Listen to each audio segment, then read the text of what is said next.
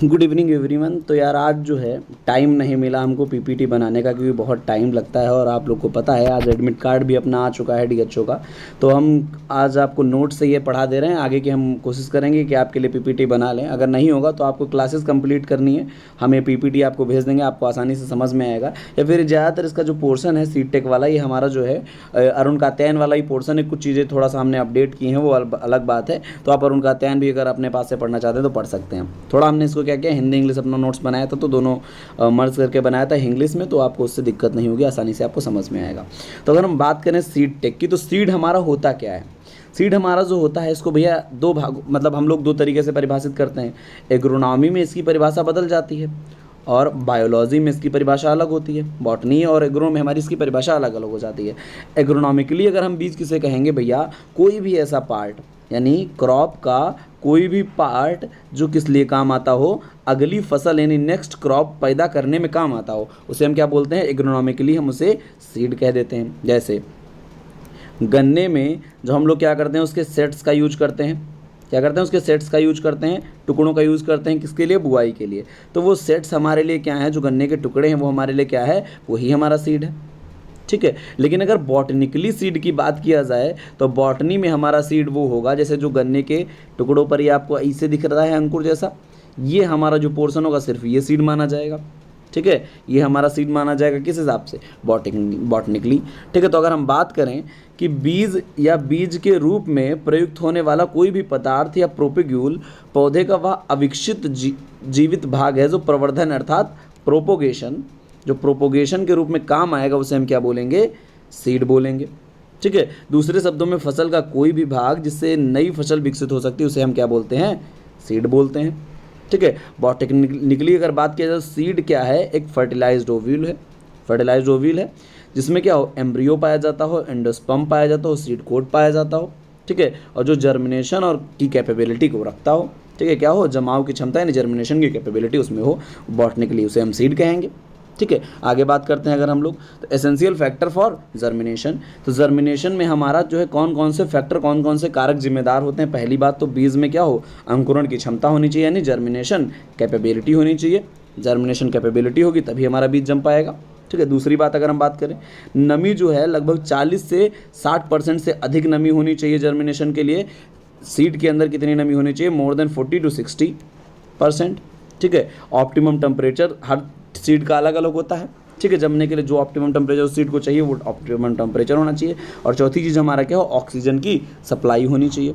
ठीक है। Factor growing governing the growth of plant, कौन कौन से फैक्टर गवर्न करते हैं ग्रोथ ऑफ प्लांट को। तो सबसे पहला तो हमारा क्या, आनुवांशिक गुण, मतलब पैटर्नल जो हमारे इसके फीचर हैं, पैटर्नल फीचर जो हमारे हैं वो इसको क्या करते हैं, प्रभावित करते हैं। आनुवांशिक गुण प्रभावित करते हैं किसको, ग्रोथ ऑफ प्लांट की। ठीक है। दूसरी बात करें अगर एयर जो हमारा है सबसे आवश्यक कारण, अगर मान लीजिए इसके अलावा मॉइस्चर, टेम्परेचर, लाइट, मिनरल से सारे जो है क्या करते हैं, प्रभावित करते हैं। लेकिन मान लो अगर कोई क्वेश्चन दिया है कि इनमें से कौन सा ग्रोथ ऑफ प्लांट को प्रभावित करने वाला सबसे महत्वपूर्ण कारक है, तो अगर ये सारे ऑप्शंस दिए रहे हों तो उसमें आप क्या करेंगे, एयर या ऑक्सीजन जो हमारा होगा उसी को आप क्या करेंगे, टिक करेंगे। ठीक है। सबसे महत्वपूर्ण कारक कौन सा है जर्मिनेशन के लिए, कौन सा है, एयर होता है। ठीक है। Factor negatively affecting the emergence of the seedlings, अगर बात करें जो सीडलिंग तैयार होती है हमारी, उसमें जो हमारे कुछ निगेटिवली इफेक्ट करते हैं फीचर्स। ठीक है। कुछ फैक्टर ऐसे हैं जो क्या करते हैं, बैडली प्रभावित करते हैं, मतलब नुकसान पहुंचाते हैं, क्या करते हैं, जर्मिनेशन होने नहीं देते, इमरजेंस को बुरे तरीके से प्रभावित करते हैं। तो कौन कौन से उसमें हो सकते हैं, डेप्थ ऑफ सोइंग, वह जो बीज की हमारी क्या है, गहराई, मतलब बीज हमारा जो बोया जा रहा है उसके ऊपर कितनी मिट्टी रहेगी।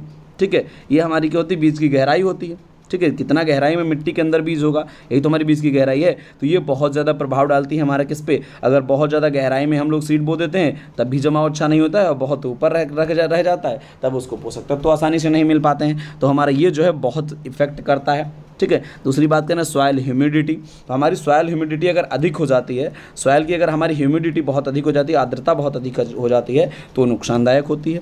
ठीक है। पोर स्पेस अगर कम है सॉयल में अगर पोर स्पेस कम है, पोर स्पेस हमारा क्या होता है, रंध्रावकाश, अगर वो कम पाए जाएंगे तो उसमें क्या होगा, वाटर अवेलेबिलिटी कम हो जाएगी। ठीक है। एयर भी हमारी क्या होगी, कम हो जाएगी। तो इस कंडीशन में क्या होगा, ये बुरा प्रभाव डालेगा। क्योंकि भैया आपको पता है मिट्टी जो हमारी होती है, आपको पढ़ाए थे जब हम सॉयल साइंस तो बताए थे इसका जो हमारा 5% भाग होता है वो लगभग ऑर्गेनिक मैटर होता है, 45% जो हमारा भाग होता है वो क्या होता है, मिनरल मैटर होता है। ये हमारा क्या है, सॉलिड पोर्शन है, क्या है, सॉलिड पोर्शन है, ठीक है। इधर वाला हमारा क्या है, पोर्शन है, इसी को हम बोलते हैं पोर स्पेस। 50% में पोर स्पेस रहेंगे, और 50 में 25% हमारा क्या होता है, वाटर लगभग होता है, और 25% हमारा क्या होता है, एयर होता है। लगभग बात कर रहे हैं, मतलब ये 25 से 30 हो सकता है, 25 से 30 हो सकता है, ठीक है, बात समझ में आई। अगर हम बात करें इसकी, जो हमारे पोर स्पेस हैं, तो ये हमारे जो है अगर कम पाए जाएंगे तो भैया दिक्कत हो जाएगी, क्योंकि क्या, वाटर और एयर कम हो जाएगा। मृदा का शीघ्र सूख जाना, अगर भैया पानी बहुत जल्दी जल्दी मिट्टी सूख जाती है तब भी दिक्कत है, ठीक है, क्योंकि हमारा क्या होगा, पानी की कमी पड़ जाएगी। और हम बताएं आपको 40 से 60% जर्मिनेशन के लिए पानी चाहिए होता है। और अगर भैया क्या है, जो डे टाइम है वो बहुत अधिक है तब भी दिक्कत है, ठीक है। साल्ट अगर बहुत ज़्यादा है, उस जो हम जिस सॉइल में खेती कर रहे हैं उसमें क्या, साल्ट की मात्रा बहुत ज़्यादा है, तो भी हमारा क्या करेगा, बैडली इफेक्ट करेगा, ठीक है। आगे हम लोग अगर बात करें तो निम्न अंकुरण क्षमता अगर होगी हमारी, ठीक है, अंकुरण क्षमता अगर क्या होगी हमारी, अगर निम्न होगी तब भी दिक्कत है। मृदा के भौतिक, रासायनिक, जैविक दशाओं का भी ठीक नहीं होना, ये भी, यानी फिजिकल, केमिकल, बायोलॉजिकल, अगर भैया मिट्टी में ये सब चीज़ें प्रॉब्लम कर रही तो नहीं अच्छा होगा। अगर बात करें भैया, एक इंपॉर्टेंट नोट से हमारा लिखा हुआ है, नोट है हमारा पर, ये उससे ऊपर वाले से रिलेटेड नहीं है, ठीक है। तो इसमें लिखा है कि दाना भरने के समय नाइट्रोजन का अगर हम फोलियर स्प्रे कर देते हैं, जिस टाइम हमारा क्या, डफिंग स्टेज होती है, ठीक है, मिल्किंग स्टेज के बाद हमारा क्या आता है, डफ स्टेज आती है, उस समय क्या होता है, जो दाना होता है वो भरना स्टार्ट होता है फलियों में, ठीक है। तो उस समय अगर हम नाइट्रोजन का फोलियर स्प्रे कर देते हैं तो हमारा क्या है, जर्मिनेशन, प्राइमरी ग्रोथ, सीडलिंग, ये सब वृद्धि अच्छी होती है। मतलब जब हम लोग सीड तैयार कर रहे हैं, अगर क्या कर रहे हैं, क्रॉप का हम क्या कर रहे हैं, सीड तैयार कर रहे हैं, ठीक है। हमें क्या करना है, मान लो हमारी एक खेत में फसल खड़ी है, इसी के बीज को हमने आगे यूज करना है, मतलब हम बीज उत्पादन के लिए हम लोग ये यूज कर रहे हैं, ठीक है। तो जैसे ही इसमें क्या हुआ, दाना भरना शुरू हुआ, यानी सीड होना तैयार हुआ, वैसे हमने क्या किया, इसमें नाइट्रोजन का फोलियर स्प्रे कर दिया। इससे सीड तैयार होगा, जिससे सीड तैयार होगा उसमें क्या होगा, जर्मिनेशन अच्छा होगा, प्राइमरी ग्रोथ अच्छी होगी, इससे जो सीडलिंग तैयार की जाएगी उसकी वृद्धि बहुत अच्छी होगी, ठीक है। डॉर्मेंसी भी इसमें ज़्यादा नहीं होगी, डॉर्मेंसी भी कमज़ोर हो जाएगी इससे, ठीक है। आगे अगर बात करें सनफ्लावर की, अगर हम, तो सनफ्लावर में हम लोग क्या यूज़ करते हैं, मैग्नीशियम क्लोराइड यानी MgCl2 को यूज़ करते हैं, कितना, 20 किलोग्राम पर हेक्टेयर की दर से हम लोग यूज़ कर देते हैं, ठीक है। फ्लावरिंग के 40 दिन बाद अगर हम लोग इसका छिड़काव कर देते हैं, जब हमारा सूरजमुखी में फूल आना शुरू हुआ उसके 40 दिन बाद हमने क्या किया, MgCl2 का छिड़काव कर दिया। इससे क्या होगा, जो हमारी मॉइस्चर है यानी आर्द्रता है वो क्या हो जाती है, कम हो जाती है, ठीक है। इससे क्या होगा, बुआई गुणवत्ता भी प्रभावित नहीं होती है, ठीक है। सीड की हमारी जो मॉइस्चर है वो कम भी हो जाएगी और हमारी क्या होगी, बुआई में गुणवत्ता भी प्रभावित नहीं होगी इससे, ठीक है। आगे बात करते हैं हम लोग, भैया सीड इंडेक्स किसे कहते हैं और टेस्ट वेट किसे कहते हैं। भैया हमने क्या किया, किसी फसल के क्या लिए, 100 दाने लिए, उनको गिना और उसके बाद उसको क्या किया, तौल दिया, और तौलने पे जितना वजन आ गया वही उसका क्या है, सीड इंडेक्स है, ठीक।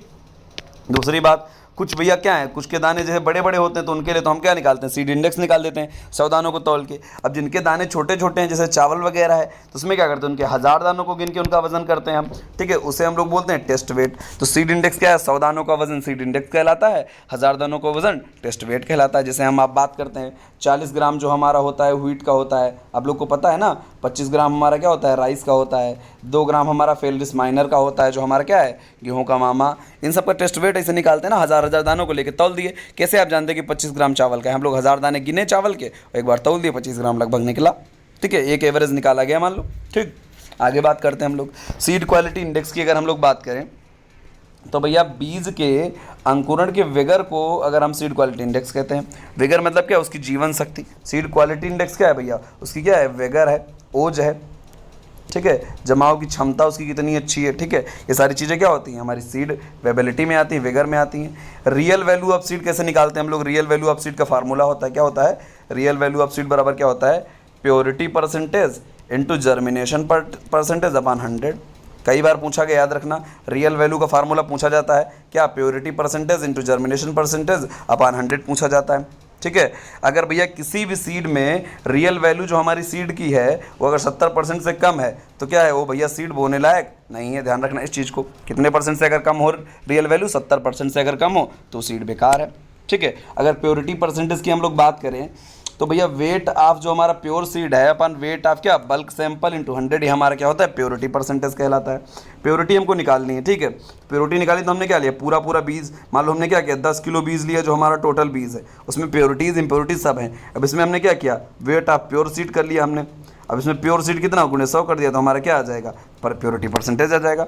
अगर इम्प्योरिटी परसेंटेज निकालना है तो यहाँ पर क्या करेंगे, ऊपर इसकी जगह पर प्योर सीड की जगह इम्प्योर सीड कर दें, जितनी इम्प्योरिटी होगी उसको रख देंगे तो इम्प्योरिटी परसेंटेज हो जाएगा। और जितनी भी हमारे इसमें सीड में मतलब प्योर सीड के अलावा चीज़ें पाई जाती हैं, इम्प्योरिटीज़ पाई जाती हैं, उन्हें हम लोग नाम क्या देते हैं, डॉकेज कहते हैं उन्हें हम, ठीक है।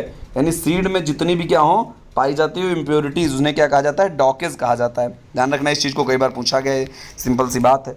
जेनेटिक प्योरिटी भैया अगर बात करें हम, जहाँ तक हम एक ही फसल के अन्य प्रजातियों की अशुद्धता का सवाल है भैया, देखो अगर भैया एक हम लोग क्रॉप उगा रहे हैं धान की, ठीक है, तो धान की भैया इसमें अगर कोई भी वैरायटी दूसरी उग जाए, मान लो हम लोग उगा रहे हैं सीता धान, इसमें सीता धान में हमारा क्या हो, जगन्नाथ उग जाए आके, ठीक है, तो वो भैया एकदम नहीं उगना चाहिए। अगर हमको जेनेटिक प्योरिटी चाहिए 100% इसकी होनी चाहिए, ठीक है, मतलब सेम क्रॉप का तो उसमें अशुद्धता हो ही ना, तब जेनेटिक प्योरिटी अच्छी मानी जाएगी, ठीक है।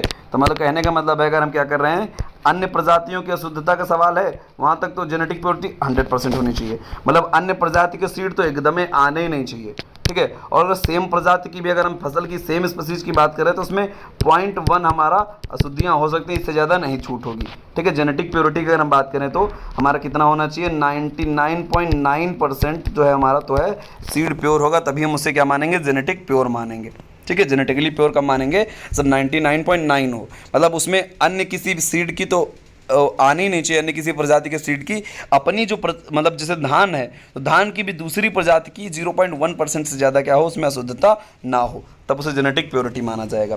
आइसोलेशन डिस्टेंस की अगर बात किया जाए तो जहाँ पर भैया क्या होता है, कंटामिनेशन होने की संभावना है, मतलब एक सीड दूसरे सीड में क्या हो, कंटामिनेट हो जाए, मतलब घुलने मिलने की संभावना अगर होती है तो वहाँ पर हम लोग आइसोलेशन डिस्टेंस को फॉलो कर लेते हैं।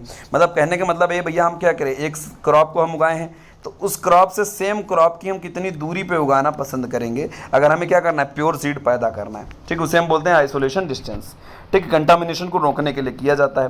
निश्चित दूरी बनाकर हम लोग क्या करते हैं, आइसोलेशन डिस्टेंस जो हम निश्चित दूरी तय करते हैं उसे हम आइसोलेशन डिस्टेंस कहते हैं। बीज उत्पादन में जेनेटिक और फिजिकल इम्प्योरिटीज से मुक्त रखना है हमको भैया, क्या करना है, जेनेटिक प्योरिटी रखनी है, फिजिकल प्योरिटी भी रखनी है, इम्प्योरिटीज से इसको दूर रखना है हमको सीड को, ठीक है। इसलिए हम क्या करते हैं, आइसोलेशन डिस्टेंस हम लोग हमारे लिए बहुत ज़रूरी होती है, ठीक है। अगर जेनेटिक प्योरिटी की बात किया जाए तो जेनेटिक प्योरिटी जो हमारी होती है वो भैया कैसे हरास होती है, क्रॉस पॉलिनेशन द्वारा। मान लो एक फसल हमारी खड़ी है भैया, अब इस खड़ी फसल में अगर दूसरी फसल का हमारा क्या होता है, क्रॉस पॉलिनेशन अगर हो जाएगा तो हमारा क्या होगा भैया, जेनेटिक प्योरिटी लॉस हो जाएगी।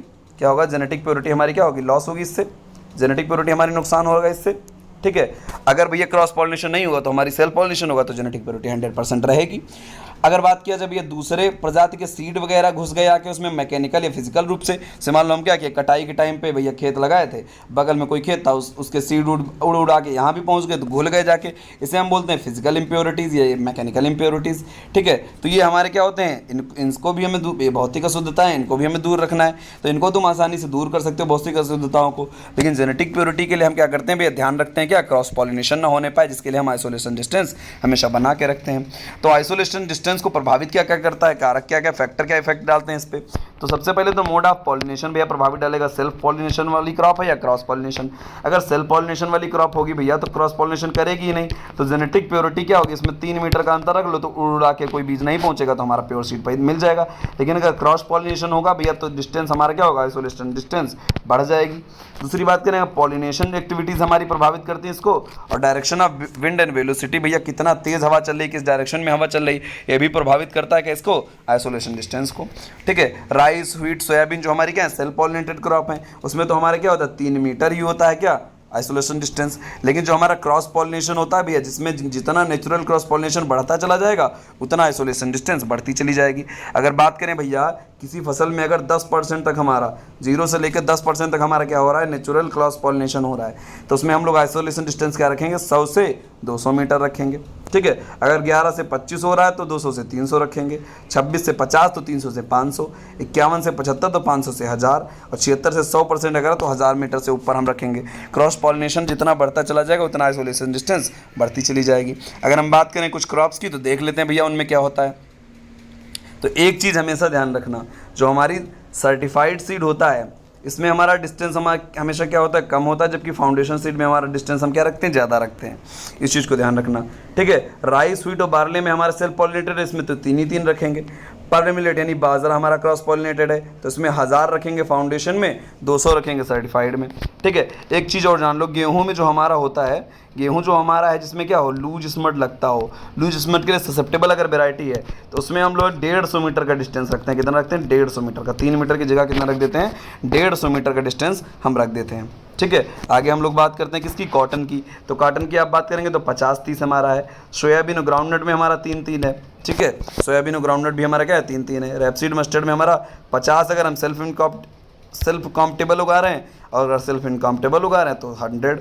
ठीक है, अगर 25 सर्टिफाइड सीड का तब रखेंगे जब सेल्फ इनकॉम्प्टेबल है, 50 मतलब आधा लगभग है। अगर उधर 50 होगा, देखो अगर सेल्फ कॉम्प्टेबल मतलब स्वयं को निषेचित करने की क्षमता है उसमें तो 50 मीटर डिस्टेंस, स्वयं को निषेचित करने की क्षमता नहीं है तो 100 मीटर रखेंगे। कैस्टर की अगर बात करें अरंड की तो भैया क्या होगा? 300 हमारा होगा और 150 होगा। भिंडी की बात करें तो 400-200 होगा। कैबेज अगर 1600-1000 होगा। ऑनियन अगर हम बल्ब के लिए उगा रहे हैं तो 5-5 होगा। सीड प्रोडक्शन के लिए उगा रहे हैं तो 1500 होगा। टोमेटो में हमारा 50-25 होगा। तो ये हमारे कुछ आइसोलेशन डिस्टेंस हैं, कभी कभार पूछ लिए जाते हैं तो इनको देख लीजिएगा। अब हम लोग सीधे भैया बात करते हैं आगे टाइप ऑफ प्योर सीड की। तो भैया जो हमारा इंटरनेशनल क्रॉप इम्प्रूवमेंट एसोसिएशन है, क्या है? इंटरनेशनल क्रॉप इम्प्रूवमेंट एसोसिएशन जो ICIA है हमारा, इसने क्या किया था? 4 वर्गों में बांटा था भैया। किसको? शुद्ध बीज को। ठीक है, प्योर सीड को 4 भागों में बांटा। पहला इन्होंने बताया कि होता है न्यूक्लियर सीड। न्यूक्लियर सीड में इन्होंने बताया कि भैया जो न्यूक्लियर सीड होगा एकदम भैया सोने का सुहागा होगा, मतलब इसका कलर जो होगा वो क्या होगा? टैग कलर जो हमारा होगा गोल्डन येलो। ठीक, क्या होगा? गोल्डन येलो कलर का होगा न्यूक्लियर सीड। या क्या होता है? इसको मूल बीज बोला जाता है। मूल बीज मतलब न्यूक्लियर सीड एक ही बात है ना, इसीलिए इसको न्यूक्लियर सीड भी कहते हैं। क्योंकि ये क्या होता है भैया? सीधे ब्रीडर द्वारा तैयार किया जाता है, किसी अन्य सीड से इसको जो है नहीं बनाया जाता है। जेनेटिक फिजिकल प्योरिटी जो है 100% इसकी होती है भैया। 100% प्योर बीज होगा एकदम, जेनेटिकली और फिजिकली दोनों में।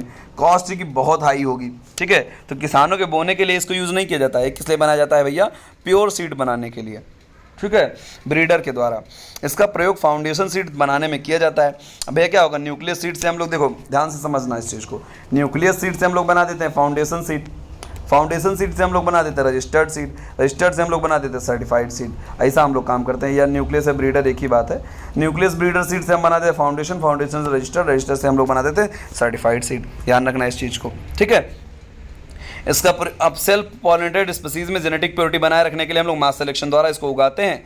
फाउंडेशन सीड की अगर बात करें, यानी फाउंडेशन यानी आधार बीज जिसको होता है, तो FW आपको याद रखना है। फाउंडेशन का टैग कलर क्या होता है? हमेशा व्हाइट होता है, सफ़ेद रंग का होता है। अब ये भैया बनाया किससे जाता है? हमारा किससे बनाया जाता है? ब्रीडर सीड से बनाया जाता है। फाउंडेशन सीड हमारा BF याद रखो, ब्रीडर से हमारा क्या बनेगा? फाउंडेशन बनेगा। जेनेटिक प्योरिटी भैया इसकी जो होती है बनी रहती है, अच्छी खासी होती है। रजिस्टर्ड सीड इससे जो है, देखो मेन चीज़ आपको बताया था क्या? ब्रीडर सीड से हमारा बन रहा था फाउंडेशन, और फाउंडेशन से हमारा क्या? रजिस्टर्ड और सर्टिफाइड दोनों बनते हैं। रजिस्टर्ड से भी सर्टिफाइड बन जाता है। कभी कभी हम लोग डायरेक्ट फाउंडेशन से सर्टिफाइड बना लेते हैं, कभी कभी रजिस्टर्ड बनाते हैं और रजिस्टर्ड से सर्टिफाइड बनाते हैं। इस चीज़ को ध्यान रखना। ठीक है, तो जो हमारा फाउंडेशन सीड है उससे क्या कौन कौन बनाया जा सकता है? रजिस्टर्ड भी बनाया जा सकता है, सर्टिफाइड भी सीड बनाया जा सकता है। इसको जो है मदर सीड कहा जाता है। ठीक है, अगर बात किया जाए फाउंडेशन सीड जो हमारा है इसको कौन बनाता है? स्टेट जो हमारा सीड कॉर्पोरेशन है वो भी बनाता है, नेशनल सीड कॉर्पोरेशन है वो भी बनाता है। ठीक है, national seed corporation, state seed corporation दोनों बनाते हैं। टैग कलर व्हाइट बता ही चुके हैं। रजिस्टर्ड की अगर बात किया जाए तो भैया फाउंडेशन और रजिस्टर्ड सीड दोनों द्वारा तैयार किया जाता है, स्वयं द्वारा भी बन जाएगा। देखो सेल्फ तो सभी बनते हैं, अब इसकी सेल्फिंग करवा के रजिस्टर्ड सीड से रजिस्टर्ड सीड तो बना ही लोगे, लेकिन बनता है किससे? फाउंडेशन से रजिस्टर्ड, आपको बता चुके हैं बनता है। ठीक है, आगे बात करें अगर तो हमारा भैया अनुवांशिक इसकी गुणवत्ता क्या? सेटिस्फैक्ट्री है, बहुत हाई फाई तो नहीं है, लेकिन हाँ सेटिस्फैक्ट्री है, ठीक ठाक रहती है रजिस्टर्ड सीड की। ठीक है, ब्लू कलर इसका टैग कलर होता है। इसको जो है NSC नहीं उगाता है, इसको कौन उगाते हैं? ये सस्सी की देख रहे में उगाते हैं कौन? किसान। ठीक है, जो हमारा ये रजिस्टर्ड सीड है इसको उगाता कौन है भैया? प्रगतिशील किसान उगाते हैं। देख रेख कौन करता है भैया? स्टेट सीड कॉर्पोरेशन इसकी देख रेख करता है। ठीक है, रजिस्टर्ड सीड अब हम लोग इंडिया में प्राय नहीं तैयार करते हैं, सीधे हम लोग फाउंडेशन से सर्टिफाइड सीड बना देते हैं। रजिस्टर्ड सीड का टैग कलर क्या होता है? पर्पल होता है। क्या होता है? रजिस्टर्ड का हमारा क्या है? RP सिंह से नाम याद रखो भैया। रुद्र प्रताप सिंह आपको याद है, क्रिकेटर थे जो हमारे, RP सिंह। मतलब रजिस्टर्ड का हमारा क्या होगा? पर्पल कलर होगा। ठीक है, सर्टिफाइड का हमारा क्या? ब्लू कलर होता है, बता चुके हैं। द रजिस्टर्ड सीड या फाउंडेशन सीड पर जो है क्या होता है? सर्टिफाइड सीड तैयार करने का भैया गुण होता है। मतलब सर्टिफाइड सीड 2 लोगों से तैयार होगा। कौन? या तो इससे किससे तैयार होगा? रजिस्टर्ड से, या तो होगा फाउंडेशन से सीधे सीधे। बात समझ में आई। बता ही चुके हैं आपको, फाउंडेशन सीड से है तो रजिस्टर्ड सीड तैयार होता है, ठीक है, रजिस्टर्ड से सर्टिफाइड, या फिर फाउंडेशन से सीधे भी सर्टिफाइड हो सकता है, ठीक है। टैग कलर ब्लू बता चुके हैं। किसानों द्वारा व्यापारिक उत्पादन हेतु बीज यही सबसे ज़्यादा उपयुक्त होता है। हम लोग किसान कौन सा उगाते हैं, प्रमाणित बीज उगाते हैं ना, उसी को तो सर्टिफाइड सीड कहा जाता है। आवश्यकता अनुसार इसको नेशनल सीड कॉर्पोरेशन भी उगा देता है। मुख्यतः ये एसएससी की देखरेख में उगाया जाता है। सर्टिफाइड सीड की 2 पीढ़ियाँ यानी F1 और F2 का हम यूज़ करते हैं, ठीक है।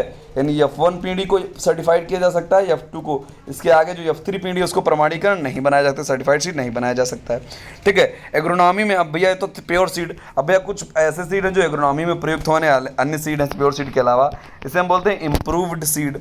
इम्प्रूव्ड सीड की अगर बात किया जाए तो यह बीज क्या होता है, शुद्ध बीज का अच्छा विकल्प है। मतलब हमारे पास अगर प्योर सीड नहीं हो रहा है, शुद्ध बीज हमारे पास नहीं, तो हम क्या इम्प्रूव्ड सीड को उगा सकते हैं। इम्प्रूव्ड सीड हमारा होता क्या है, शुद्ध बीज के लिए जेनेटिक और फिजिकल प्योरिटी बहुत ज़्यादा हाई फाई होती है, लेकिन उसकी इतनी नहीं होती, मतलब इसकी तो भैया उससे तुलना नहीं कर सकते हो। लेकिन इसकी जो अगर बात करोगे अनुवांशिक क्षमता, जेनेटिक जो कैपेसिटी इसकी है, जिसकी कैपेसिटी है जेनेटिक, वो लगभग 10 से 15% तक अच्छी होती है अगर हम नॉर्मल बीज उगा रहे हैं। जो हम स्थानीय बीज मतलब खेत से हम लोग क्या करते हैं, मतलब अनाज उगाते हैं, अनाज में से निकाल के अलग से उगा लेते हैं ना बीज, उससे तो 10 से 15% ये अच्छा रहता है, ठीक है। अगर बात करें पेस्ट डिजीज के प्रति भी रेसिस्टेंट होता है। एग्रोक्लाइमेटिक कंडीशन में क्या होता है, अपने हिसाब से क्या कर लेता है, अपने आप को अडॉप्ट कर लेता है, अनुकूलित कर लेता है, ठीक है। इसके अलावा हाइब्रिड सीड, कंपोजिट सीड या म्यूटेंट सीड, कई प्रकार के सीड एग्रोनॉमिकली उगाए जाते हैं, ठीक है। आगे अगर हम लोग बात करें, हाँ, तो भैया क्या वेबिलिटी टेस्ट हम लोग करते हैं, क्या सीड वेबिलिटी टेस्ट, यानी इस बीज की क्या करते हैं, जीवन क्षमता पता लगाते हैं। क्या जीवन क्षमता कितनी है, वेबिलिटी टेस्ट से हम पता लगाते हैं, ठीक है। कुछ भैया ऐसे विशेष समयावधि के लिए बीज अंकुरण योग्य रहता है। भैया क्या होता है, सीड जो है हमेशा, ऐसा तो नहीं कोई सीड है जो जिंदगी भर जो है क्या रहेगा, उगाने के लिए उपयुक्त रहेगा, तो उसकी क्या होती है, एक विशेष समयावधि होती है, उसी को हम बोलते हैं वेबिलिटी सीड कहते हैं, उसी को हम क्या कहते हैं, उसकी जीवन शक्ति कहते हैं। अब भैया दो इसके कई सारी विधियां हैं निकालने की, तो हम लोग पहली विधि बात करते हैं किससे, रिस्पिरेशन टेस्ट की। तो रिस्पिरेशन टेस्ट यानी उसके हम पता लगा लें कितनी श्वसन दर चल रही है। अगर श्वसन भैया कर रहा है तो इसका मतलब क्या है, जिंदा है वो। भैया हम बताए थे जितने भी क्या होगा, जितने भी हमारे क्या प्लांट्स हैं या एनिमल हैं, जितने भी जिंदा होते हैं, कल ही आपको रिस्पिरेशन चैप्टर पढ़ाए थे, वो क्या करते हैं, रिस्पिरेशन में होता है। लेकिन ये विधि जो है हम जानना ना बहुत कठिन है, कौन सा सीड में रिस्पिरेशन हो रहा है, कौन से सीड में रिस्पिरेशन नहीं हो रहा है, ठीक है। ये हमारे लिए बहुत कठिन हो जाता है। तो दूसरा हम लोग टेस्ट बात करते हैं किसकी, इलेक्ट्रिकल कंडक्टेंस मेथड। अब भैया ईसी जो हमारा है इलेक्ट्रिकल कंडक्टेंस, इसमें हम लोग क्या करते हैं, भैया हम लोग क्या करते हैं, सीड को लेते हैं यानी बीज को लेते हैं, उसको क्या करते हैं, डिस्टिल्ड वाटर में क्या करते हैं, जो हमारा डिस्टिल्ड वाटर यानी आश्रित जल होता है उसमें भिगोते हैं, ठीक है। उसको उसमें भिगो के हम इसको क्या करते हैं भैया, उसकी मापते हैं क्या, कंडक्टेंस। अगर इलेक्ट्रिकल कंडक्टेंस उसकी मापते हैं, अगर इलेक्ट्रिकल कंडक्टेंस जो हमारी है उसकी बढ़ गई होती है, इसका मतलब क्या है भैया, इसमें डेथ टिश्यूज ज़्यादा हैं, ठीक है। ईसी जो हमारी है, अगर डेथ टिश्यूज ज़्यादा होते हैं तो क्या होता है, बढ़ जाती है ईसी। क्यों बढ़ जाती है ईसी, क्योंकि भैया क्या होता है, जो मृत बीज होता है उसमें क्या होता है, मेटाबॉलिटीज़ की लीचिंग होती है। जो हमारी मेटाबॉलिटीज़ की लीचिंग होती है उससे क्या होता है, इलेक्ट्रिक कंडक्टिविटी हमारी क्या है, बढ़ जाती है। और अगर इलेक्ट्रिक कंडक्टिविटी पानी की बढ़ गई तो भैया सीधी सी बात समझ जाना कि भैया क्या है, इस बीज में जो है ज़्यादातर डेथ टिश्यूज़ हैं, ठीक है, यानी बीज बोने के लिए अच्छा नहीं है, ठीक है। पोटेशियम परमैंगनेट जिसे हम लोग क्या बोलते हैं, लाल दवा बोलते हैं, क्या बोलते हैं, लाल दवा, ठीक है। क्या इसका फार्मूला होता है, KMnO4 होता है, ठीक है, KMnO4 लाल दवा हम लोग इसे बोलते हैं। तो भैया क्या होता है, ये हमारा भैया निर्जीव बीज में जब हम KMnO4 में घोल देते हैं तो क्या होता है, वो रंगहीन हो जाता है। कहने का मतलब है भैया जितने बीज जो है मतलब क्या होंगे, लाल दवा में डुबाए जाएंगे, वो उनमें क्या होगा, जो सीड हमारा होगा अगर लाल दवा में हम लोग सब निर्जीव भिगा देंगे, उसका क्या होगा, कलर डल हो जाएगा अपने आप। रंगहीन अगर बीज उनमें डुबा दोगे KMnO4 में तो वैसे उसका कलर लाल होता है, वो क्या हो जाएगा, रंगहीन होने लगेगा धीरे धीरे, ठीक है। आगे हम लोग बात करते हैं क्या, इंडिगो कैरामाइन मेथड। तो इंडिगो कैरामाइन मेथड में क्या होता है, निर्जीव बीजों को उसके रंग पकड़ने पर गिनकर भैया क्या होता है, इंडिगो कैरामाइन मेथड में उसका भैया क्या होता है, जो बीज क्या होता है, जिंदा होता है उसका कलर अलग होता है, जो डेथ होने लगता है उसका कलर अलग होने लगता है। तो हम लोग क्या लगते हैं, एक भैया इंडिगो कैरामाइन मेथड है, इसमें क्या करते हैं, बीज का कलर देखते हैं, कलर देख के बताते हैं कि भैया ये जिंदा है या मर गया, ठीक, आगे बात करते हैं एम्ब्रियो कल्चर मेथड। तो भैया इस मेथड में क्या होता है, 7 से 10 दिन तक हमको समय लगता है। इसमें क्या करते हैं, फर्टाइल एम्ब्रियो जितने भी होंगे उनकी संख्या को गिन लिया जाता है, उसी से परसेंटेज निकाल ली जाती है। अब हमारा लास्ट जो है हमारा टेट्राजोलियम टेस्ट है, बहुत इंपॉर्टेंट है ये हमारा, तो इसको थोड़ा ध्यान से समझिए। टेट्राजोलियम टेस्ट एक क्या है, बायोकेमिकल टेस्ट है। इसमें हम लोग क्या करते हैं भैया, एक केमिकल का यूज़ करते हैं जिसे हम बोलते हैं 2,3,5 ट्राईफेनाइल टेट्राजोलियम क्लोराइड या ब्रोमाइड। ठीक है, कभी कभी हम लोग टेट्राजोलियम क्लोराइड यूज़ करते हैं, कभी कभी टेट्राजोलियम ब्रोमाइड यूज़ करते हैं। ठीक है, यह क्या है, हल्के पीले रंग का एक क्या है, केमिकल है, जो हल्के गुनगुने पानी में घुलनशील होता है। भैया हल्के गुनगुने पानी में घुलनशील होता है। इसमें क्या करते हैं, जीवित भ्रूण में एक विशेष रिड्यूसिंग एंजाइम होता है। जो हमारे जितने भी जिंदा एम्ब्रियो होंगे हमारे, उनमें क्या होता है, एक भैया एंजाइम उसमें कैसे क्या होता है, निकलता है, जो टेट्राजोलियम घोल के संपर्क में आने पर क्या करता है, लाल रंग में बदल जाता है। बात समझे, मतलब जैसा ही हम क्या करेंगे, पानी में हम लोग इसके क्या करेंगे, ये टेट्राजोलियम क्लोराइड या ब्रोमाइड को क्या करेंगे, घोल लेंगे।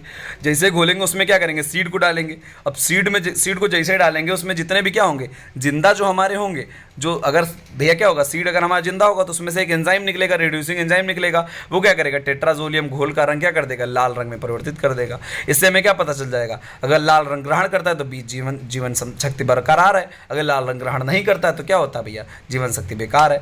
परीक्षण में शीघ्रता लाने के लिए हम लोग बहुत तेजी से, मान लो हमको अचानक से करना है तो क्या करेंगे, हम लोग क्या करते हैं, सीड को हम लोग काट लेते हैं और काट के हम लोग क्या करते हैं, गर्म पानी में रख देते हैं, गर्मी में रख देते हैं, मतलब जहाँ पर पानी नहीं, सॉरी गर्मी में रख देते हैं 40 से 45 डिग्री सेल्सियस पे। ठीक है, और वहाँ पर क्या हो, निर्वात हो, मतलब हवा भी प्रवेश ना कर पाए। ठीक है, अब उसके बाद क्या करते हैं भैया, इस विधि द्वारा जो हम क्या करते हैं, 100 बीजों का परीक्षण 4-5 मिनट में आसानी से कर लेते हैं।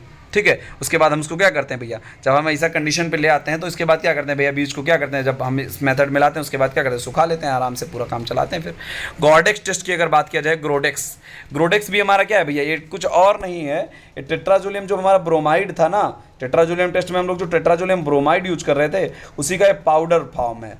बस इसको पाउडर फॉर्म में हम लोग यूज़ करें तो उसे हम ग्रोडेक्स टेस्ट बोल देते हैं। ठीक है, उसी का ब्रांड नाम है, उसी के नाम से बिकता है, ग्रोडेक्स नाम से। ठीक है, इसलिए इसको ग्रोडेक्स टेस्ट बोल देते हैं कभी कभी। सीड डॉर्मेंसी की अगर बात करें तो डॉर्मेंसी एक क्या है भैया, डॉर्मेंसी में होता क्या है भैया, रिस्पिरेशन रेट जो हमारा होता है, सीड का जो हमारा क्या है, रिस्पिरेशन रेट, हमारा जो रिस्पिरेशन रेट यानी श्वसन दर जो हमारी क्या होती है, एकदम क्या होती है, 0 हो जाती है, या फिर बहुत ना के बराबर यानी बहुत कम हो जाती है। तो भैया क्या होगा, उसमें क्या होता है, अनाक्षी श्वसन होता रहता है, यानी सीड फुल्ली डेथ नहीं है। ठीक है, डेड नहीं हुआ है, लेकिन इसका क्या हुआ है भैया, अनाक्षी श्वसन चल रहा है। इसके कारण क्या है, एक क्विसेंट स्टेज में, एकदम सुषुप्त अवस्था में, अभी ये जमने के लिए उपयुक्त नहीं है। क्या है, डॉर्मेंट मतलब क्या होता है, सुषुप्तावस्था, हिंदी में बोलते हैं सुषुप्तावस्था, यानी सो रहा है इस समय। ठीक है, तो क्या होता है, रिस्पिरेटरी क्वांटेंट इसका क्या होगा भैया। अब आप लोग बात करो, आरक्यू वैल्यू कह रहे बहुत अधिक हो जाएगी, कैसे। अब आपको कल पढ़ाए थे, जब हम रिस्पिरेशन पढ़ाए थे, कि आरक्यू वैल्यू होता क्या है। आरक्यू वैल्यू होता है, आपको बताए थे कि जो आरक्यू वैल्यू हमारा होता है वो क्या होता है, जितना भी हम CO2 रिलीज करते हैं, जितना ऑक्सीजन इनटेक करते हैं, उसी के अनुपात को हम क्या बोलते हैं, आरक्यू वैल्यू बोलते हैं। तो भैया जब अनाक्षी श्वसन होता था, यानी बता रहे थे, जब हम एरोबिक रिस्पिरेशन होता है, यानी ऑक्सीजन हमारा क्या होगा, 0 होगा। ठीक है, 0 होगा या फिर बहुत मिनिमम होगा। ठीक है, और ऊपर हमारा क्या, CO2 तो रिलीज हो ही रहा है, तभी तो श्वसन चालू है, CO2 तो हो ही रहा है। तो मान लो भैया जिसके बटे में हमारा किसी भी संख्या के, अगर ऊपर 100 लिखा है, नीचे बटे में हमारा किसी भी संख्या के 0 लिखा होता है, इसका मतलब क्या है, उसका आंसर क्या आता है, अनंत आता है। किसी भी संख्या के गणित में इतना तो आप लोग जानते हैं ना, कि बटे के नीचे 0 अगर लिखा है तो हमारा क्या है, उसका मतलब अनंत है, इन्फिनिट है। तो भैया इसकी रिस्पिरेटरी क्वांटेंट बहुत अधिक हो जाती है, श्वसन दर भैया एकदम अनाक्षी श्वसन इसमें सिर्फ होता है, डॉर्मेंसी स्टेज में। आगे अगर हम लोग बात करें, बीजों में सुसुप्तावस्था जो हमारी है, मुख्य रूप से जल की अपारगम्यता। अब भैया क्या है, पानी को एब्जॉर्वे ना करे। ठीक है, प्रकाश के लिए सुसुप्ता यानी प्रकाश को एब्जॉर्व ना करे। ठीक है, या गैस की अपारगम्यता, या गैसेस को क्या करे, ना ले, या फिर ग्रोथ इनहिबिटर जो हमारे हैं वो काम करें, तो हमारा क्या होता है, सुसुप्तावस्था यानी डॉर्मेंसी स्टेज आ जाती है। सीड डॉर्मेंसी की अगर बात किया जाए तो क्या है, हमारा एक बायोकेमिकल भैया कारण इसके लिए हो सकता है, हाइड्रोलिटिक एंजाइम की अक्रियाशीलता।